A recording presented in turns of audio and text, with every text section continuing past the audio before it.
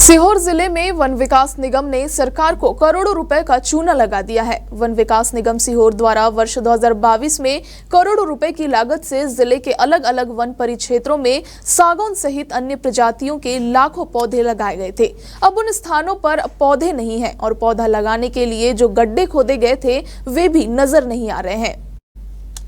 वर्ष 2022 में वन विकास निगम के परियोजना परिक्षेत्र आष्टा के कक्ष क्रमांक RF 13 4A 136, 134, 123 और 124 के लगभग 500 हेक्टेयर भूमि पर 7 लाख पौधे लगाए गए थे, लेकिन वर्तमान में इन स्थानों पर पौधों की संख्या केवल 3,25,548 रह गई है। मतलब अब 3,74,052 पौधे गायब है, जबकि सरकार वन विकास निगम को प्रत्येक पौधे की सुरक्षा के लिए राशि देती है।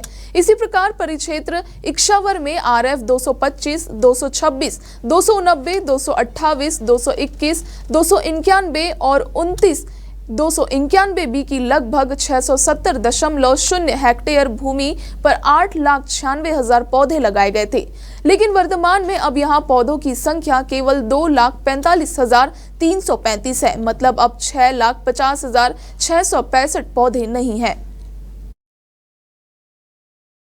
अधिकारी और कर्मचारी इतने हावी हैं कि कई मामलों में भ्रष्टाचार के मामलों में FIR होनी है, लेकिन जनप्रतिनिधियों की नीरसता और यहाँ तो मैं कहूँगा शायद इनकी मिलीभगत है शासन, प्रशासन और सरकार की, तो ऐसे मामलों में कार्रवाई नहीं हो रही है। लेकिन जनता सब देख रही है। निश्चित तौर पर आने वाले समय में हर चीज का हिसाब किया जाएगा। उसकी रिपोर्ट आ गई है और उसमें कुछ कमी कुछ जगहों पर पाई गई थी और वो रिपोर्ट जो पाई गई थी वो शासन को रिपोर्ट कर दी गई है और जो भी उसमें नियमानुसार वैधानिक कार्रवाई करने का है प्रोसीजर, उसके हिसाब से कार्रवाई की जा रही है।